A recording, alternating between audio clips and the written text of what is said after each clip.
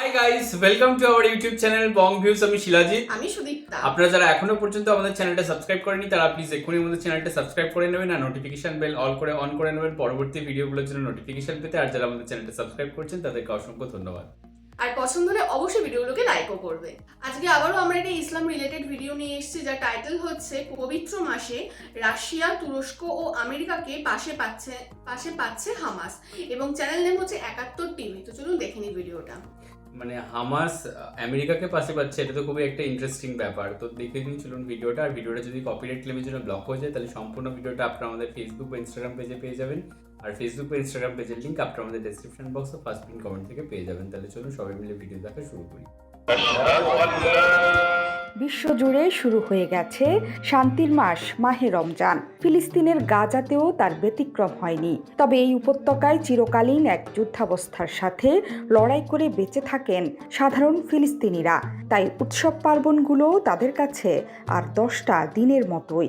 তবে ব্যতিক্রম একটাই, আল আকসা মসজিদে নামাজ পড়তে চান সাধারণ ফিলিস্তিনি মুসল্লিরা। ফিলিস্তিনিরা চাইলে কি হবে, তাদের বাধা দিতে সেখানে ঢাল তলোয়ার নিয়ে প্রস্তুত হয়েই থাকে ইসরায়েলি দখলদাররা। এক বুক ঘৃণা হিংসা নিয়ে অস্ত্র হাতে আকসা প্রাঙ্গণে দাঁড়িয়ে থাকে বেনিয়ামিন নেতানিয়াহুর বেতনভুক্ত হায়েনারা। তবে সাধারণ ফিলিস্তিনিদের শক্তিও কম নয়। আল্লাহকে ডাকার জন্য জীবন বাজি রাখতেও প্রস্তুত তারা। সোমবার প্রথম তারাবিহ রাতেও আল আকসা মসজিদে নামাজ আদায়ে বাধা দিয়েছে ইসরায়েলি বাহিনী। হয়েছে সহিংসতা। তবে এবার কোনো কিছুতেই ভয় পায়নি শান্তির পথে থাকা সাধারণ মুসল্লিরা, কারণ দখলদারদের বুলেটের সামনে বুক চিতিয়ে দাঁড়িয়ে আছে স্বাধীনতাকামী সংগঠন হামাস। রমজান শুরুর বহু আগে আল আকসা মসজিদের দিকে পদযাত্রার ডাক দিয়ে রেখেছে হামাস যোদ্ধারা। এই ডাক দিয়েছিলেন হামাস নেতা ইসমাইল হানিয়া। তিনি বলেছিলেন, রমজানের প্রথম দিন থেকেই আল আকসা অভিমুখে যাত্রার জন্য জেরুজালেম এবং পশ্চিম তীরের জনগণকে আহ্বান জানাচ্ছে হামাস। এই পরিস্থিতিতে ফিলিস্তিনিরা আল আকসা মসজিদে গেলে গাজা যুদ্ধ আরও তীব্র হবে বলে আশঙ্কা করা হচ্ছে। এবার ভয়ে থরথরিয়ে কাঁপার কথা ইসরায়েলি নেতা বেনিয়ামিন নেতানিয়াহুরই। এখন হামাসের হাতে হাত রাখছে উন্নত বিশ্বগুলো। রুশ নেতা ভ্লাদিমির পুতিন হামাসকে নিজ ঘরে ডেকে নিয়ে যুদ্ধ নিয়ে দিয়েছেন নানা পরামর্শ। ইরান তো হামাসের হয়েই এই অঞ্চলে লড়াই করছে। তবে এবার ইসরায়েলের মিত্র যুক্তরাষ্ট্রের প্রেসিডেন্টও ছেড়ে কেসেছেন। রমজানে ফিলিস্তিনের নিরীহ মানুষদের নিয়ে সোচ্চার বাইডেন। রমজান উপলক্ষে দেয়া শুভেচ্ছা বার্তায় বাইডেন বলেছেন, এই রমজান মাসে অসংখ্য মানুষের বারবার মনে পড়বে ফিলিস্তিনি জনগণের দুর্ভোগের কথা। আমার চোখেও ভাসবে ফিলিস্তিনিদের দুর্দশার চিত্র।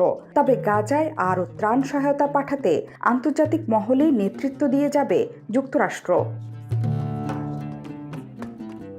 এছাড়া এই অঞ্চলের স্থিতিশীলতা, নিরাপত্তা এবং দীর্ঘমেয়াদী শান্তি প্রতিষ্ঠায় কাজ চালিয়ে যাবে ওয়াশিংটন, যার মধ্যে রয়েছে ফিলিস্তিনি ও ইসরায়েলিদের স্বাধীনতা, নিরাপত্তা, মর্যাদা এবং সমৃদ্ধি সমানভাবে নিশ্চিত করতে একটি দ্বিরাষ্ট্রীয় সমাধানে পৌঁছানো। এটিকেই দীর্ঘমেয়াদী শান্তির একমাত্র পথ বলছেন বাইডেন। রাশিয়া কিংবা যুক্তরাষ্ট্রই নয়, ফিলিস্তিন এবং হামাসকে দৃঢ়ভাবে সমর্থন দেওয়ার কথা এবার প্রকাশ্যে জানিয়েছেন তুরস্কের প্রেসিডেন্ট রিসেপ তাইয়েপ এরদোয়ান। শনিবার ইস্তাম্বুলে এক ভাষণে দ্ব্যর্থহীনভাবে এই সমর্থনের কথা জানান এরদোয়ান। তিনি বলেছেন, কেউ হামাসকে একটি সন্ত্রাসী সংগঠন হিসেবে আখ্যায়িত করতে আমাদের সমর্থন নিতে পারবে না। তুরস্ক এমন একটি দেশ যে হামাস নেতাদের সঙ্গে প্রকাশ্যে কথা বলে এবং দৃঢ়ভাবে তাদেরকে সমর্থন করে। গেল 7 অক্টোবর ইসরায়েলে হামাসের রকেট হামলার পর থেকে শুরু হয় গাজা যুদ্ধ। তখন থেকেই ইসরায়েলের কড়া সমালোচনা করে আসছেন এরদোয়ান। শুধু তাই নয়, ইসরায়েলকে সন্ত্রাসী দেশ হিসেবেও আখ্যা দিয়েছে ইস্তাম্বুল। জোহরা চৌধুরী সেতু, 71। দেখলাম হচ্ছে ভিডিওটা। তো আমরা এই ইসরায়েল প্যালেস্টাইনের যা কিছু ওদের মধ্যে সমস্যা, যুদ্ধ, দ্বন্দ্ব, তো সমস্ত কিছু আমরা এর আগেও ভিডিও করেছি, এবং হামাস যে মানে কতটা একটা বঞ্চিত একটা গোষ্ঠী হয়ে গেছে এবং তাদের যে দুর্দশা, তো সেই সমস্ত কিছু মানে পুরো বিশ্বের কারোর কাছে আর কি আড়ালে নয়, সবাই সবটা জানে। কিন্তু বিভিন্ন জিও পলিটিক্যাল রিজনে হোক বা নিজের আখের গোছানো হোক বা হোয়াটএভার যে কোনো কারণেই হোক না কেন, কেউ মানে এত কিছু জানার পরেও হয়তো ইসরায়েলকে সাপোর্ট করছে, আবার কোনো দেশ হচ্ছে মানবিকতার দিকটাকেই বিবেচনা করে প্যালেস্টাইনকেও সাপোর্ট করছে, তো ইত্যাদি ইত্যাদি। এবং এই যে হামাস গ্রুপটা ইরান, রাশিয়া এই সমস্ত দেশ থেকে সাপোর্ট পেলেও আমেরিকা যুক্তরাষ্ট্র তার থেকে সেরকমভাবে কোনো সাপোর্ট পাচ্ছিল না, কারণ ইসরায়েলের সাপোর্টে তারা ছিল। কিন্তু এই রমজান মাসেও এত রকমের অনৈতিকতা দেখা দিচ্ছে, তারা সামান্য মানে নামাজটুকু আদায় করতে পারছে না, বা রমজান মাসের এত বাধা বিপত্তি আসছে ইসরায়েলদের তরফ থেকে তাদের প্রতি, তো তার জন্য এখন আমেরিকা যুক্তরাষ্ট্র কোথাও গিয়ে মানে বিচার বিবেচনা করছে বা কোথাও গিয়ে মানবিকতার দিকটা দেখেছে, এবং তারাও হামাসকে সাপোর্ট করার একটা মানে ইঙ্গিত দেখা যাচ্ছে। তো এটাও কিন্তু একটা বিরাট বড় একটা পরিবর্তন। হামাসকে সাপোর্ট করা হচ্ছে না, মানে কোথাও কি ওই নিপীড়িত আর কি বা দুর্ভিক্ষ মানে গ্রস্ত আর কি, ওই জন্য আমি ইঙ্গিত বললাম। মানে ওই মানুষের কথা বলা হচ্ছে। যাই হোক, এই আল আকসা মসজিদ যেটা এখানে বলা হলো জেরুজালেমে, যেটা এবং সেটা হচ্ছে ইসলাম ধর্মে হচ্ছে তৃতীয় গুরুত্বপূর্ণ আর কি মসজিদ বলা হয়, এবং সেখানে যে সমস্ত মুসলিম মানুষেরা আর কি নামাজ পড়তে যাওয়ার জন্য ইচ্ছা রেখেছিল আর কি স্পেশালি, এবং হামাস থেকেও আর কি তাদের আর কি মানে বলা হয়েছিল যে ওখানে কি নামাজ পড়ার জন্য স্পেশালি রমজান মাসে, বাট সেখানে আবারও দেখা যাচ্ছে যে সেই একই ঝামেলা, ইসরায়েলের আর কি সেনাবাহিনী সেখানে ঢুকতে দিচ্ছে না বা নামাজ আদায় করতে দিচ্ছে না। তো সেটা কোথাও গিয়ে একটা ধর্মীয় স্থানে এবং সেই ধর্মীয় মানুষদের জন্য একটা খুব মানে ভাবাবেগে আঘাত লাগার মতো বিষয়। তো এটা আই থিঙ্ক নাও করতে দিতে পারতো, এবং সুষ্ঠুভাবে তাদেরকে নামাজ আদায় করার এই পরিস্থিতিটা তারা এই রমজান মাসে অ্যাটলিস্ট দিতে পারতো। এবং আমেরিকার তরফ থেকে যে বিষয়টা এসছে প্যালেস্তাইন মানে স্পেশালি গাজা স্ট্রিপের যে দুর্ভিক্ষপীড়িত মানুষের জন্য যে ত্রাণ তারা বন্ধ করবে না, তারা আরও বেশি এই রমজান মাসে ত্রাণ পাঠানোর কথা চিন্তা ভাবনা করছে, বা বাইরের অন্যান্য দেশ থেকে তারা সাহায্য নিয়ে সেই ত্রাণ পৌঁছে দেওয়ার ব্যবস্থা করছেন। তো এটা মানবিক সাহায্যটা মানে দেখে ভালো লাগলো। কিন্তু এমনটা যেন না হয় যে রমজান মাসের পরেও আর কি সেই তারা আবার 180 ডিগ্রি পুরো চেঞ্জ হয়ে গিয়ে তারা আবার নতুন করে হামাস বা তার মানে যে গাজা স্ট্রিপের মানুষের ওপর আর কি নিপীড়ন করে। তো সেটা কিন্তু ভালো মানে একটা সৌজন্য দেখাবে না কিন্তু, তো তাহলে কিন্তু এই বিষয়টা আর কি বেকার হয়ে যাবে। তো সেক্ষেত্রে মানে স্টেবিলিটিটা খুব দরকার আর কি, মানে চিরকালীন জন্য।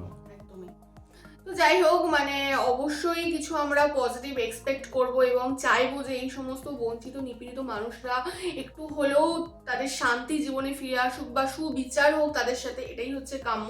এবং তারা যেন এই অন্তত এই রমজান মাসটুকু তাদের নিজেদের ধর্মের যে আচার আচরণগুলো রয়েছে তারা যেন সঠিকভাবে পালন করতে পারে কোনো রকম বাধা বিপত্তি ছাড়া, এটাও অবশ্যই আমরা চাইবো।